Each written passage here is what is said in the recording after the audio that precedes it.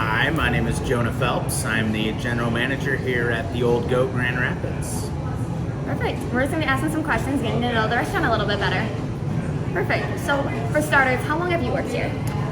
It's going to be about 3 years now in this location, so a little less than 3 years, but getting there. So, Perfect. Yeah. Well, what is your favorite part about the restaurant? What's kept you here so long? The people, hands down. My coworkers, I love them. Ever since I first started my first day, it was cool people, cool vibes, nice people to work with. How often do you guys change your menu up? Yes, we change it seasonally, so we have a winter and fall menu, and then a spring and summer menu, and we change. We have our classics that we keep on, but we change some of the dishes for the seasons, depending on like the fruits and vegetables and stuff that we put on there.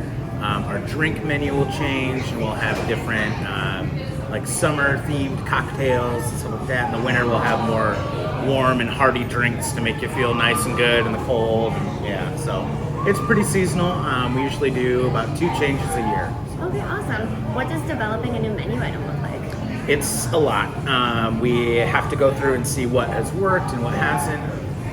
Sometimes we'll look at old specials that we've done throughout the past. We run specials every weekend, and we'll kind of see those and like what did really well and what didn't do well. And in the case of our new menu that just came out a couple weeks ago, a couple of those items are actually specials that we've ran in the past, and we saw that they did good, and we brought them back in, and people are loving it. So I heard through the grapevine that you guys advertise dinner and a show. Can you tell me a little bit more about that? Yeah, every day we have live music from Monday through Saturday. It's going to be at dinner times, and we have different artists who play. On the weekends we have bigger bands that will play, and then throughout the week we'll have our pianist or our guitarist Jake play. And they always receive wild reviews. People love them. They come back. Regulars will come back just to see them. And then on Sundays we have a jazz trio during brunch, and they play, and they'll bring on different people from around the state. We've had opera singers here before. We've had there's a famous clarinet guy who's come by before, and we've had a lot of random people just come through, and people love it. How do you guys go about finding musicians to play? A lot of the times they come to us. I have a lot of people who come and apply, and if I have open spots for them, I can kind of slide them in. All of our restaurants currently, I believe, have live music at them too in the company, and so a lot of them kind of spread throughout. So what is the biggest strategy you see yourself using to grow business and maintain what you have? So one of my favorite things that we do is we're a cook from scratch kitchen, right? We don't have a microwave, Chef Mike as we jokingly call it. Everything is made from scratch in our kitchen back there.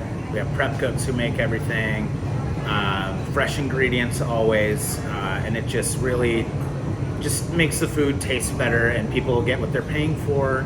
And we also just have a really nice atmosphere and friendly servers and people to make you feel like you're at home, And that's really the big part of it, is just that niceness of coming in for a nice fresh meal, and you're going to be treated right here. So, That's awesome. Yeah. And then if you had any advice for us, and if we were hoping to start our own restaurant, what would it be? Well, you got to have good staff, very good staff who care about their jobs. That's a big part. Probably one of the most important, and you got to have a good set of ingredients and kind of know what you're doing. You got to have a lot of care into what you make. You can't just throw a burger on a grill and just let it eat there. You got to put a little love into it, love into your cooking. That's number one. That's number one. My name's Timothy Worcester. I'm the sous chef at the Old Goat. Perfect. How long have you worked here, for starters? I have been working with the company since last August. I've been working specifically at this location since about early March. Yeah, that's awesome. Yeah. So a big thing that's advertised is that you guys have a from-scratch kitchen. What does that look like for you guys on a day-to-day? Yeah, so essentially what that means is that it starts early and it keeps going all day. We don't have a very large establishment, so what that means is we start around 8 a.m., sometimes 7 a.m., depending when we open. And then that's first prep, so it's just a lot of man hours as far as actually prepping everything and getting it going before our lunch rush starts, because once that happens, our cooking space is very finite, and we don't have a ton of space for that. What is your favorite menu item to make? My personal favorite menu item is the chop. Okay. That's on our new menu. We take tomahawk pork chops and then we smoke them up to about mid-rare, and then we pull those off, and then we'll cool those down, and then for service we'll grill them, serve them with sweet potatoes, caramelized onion pearls that are tossed in a super balsamic reduction, and then fried cauliflower. Very good. I bet. What is the most popular item that you're making the most? Probably the new menu throws it off a little bit, but probably still our jalapeno shrimp pasta. Okay. That's been on the past 3 menus, I believe, and it's just always been a crowd pleaser. It's a cream-based pasta dish with shrimp, and it's delicious. So when a guest comes in with a dietary restriction, how do you ensure that it's met? So obviously it depends on what the restriction is and the severity, but a big part of it is just menu knowledge and knowing your items. So for example, we're from scratch, so it's not like we have to grab something out of the bottle and use it. We know every step that it's gone through. So for example, for a soy allergy, we only have 1 oil in-house that can touch that because everything else contains soybeans. So knowing if that item is prepped using either a 80-20 blend or a sauté oil would depend if we can serve it for a soy allergy. Another big part of it is just general cleanliness. We do a really good job, and we all work hard in keeping a clean kitchen and running a clean space. So that's a big part because you don't want any cross-contamination. And then a part of that is also utensils. Don't want cross-contamination, so you want to make sure everything's clean. Hey, this is Emily. At the Old Goat, I started with the Lonely Hearts Band cocktail containing Eastern Keel gin and Genepi Lapicia. I also had maraschino liqueur, peppercorn syrup, lime juice, saline, and cracked pepper. It was a kind of herbal flavor with a slightly sweet aftertaste, and it was very unique, well crafted, and tasty. For my dinner, I ordered the Emily Reuben with gluten-free bread. It had house-smoked pastrami, Gouda and Munster cheese with a remoulade sauce, Napa cabbage slaw, and it was completely delicious. I would recommend it to anyone who loves a good Reuben sandwich. So the motivated pizza was very good. The sauce was very balanced, nothing too out of balance from like either the sweetness or the tart, just a balance in all. Cheese was excellent. I thought it was just a little bit too salty, but in my opinion, I just don't like too much salt, but the crust was excellent.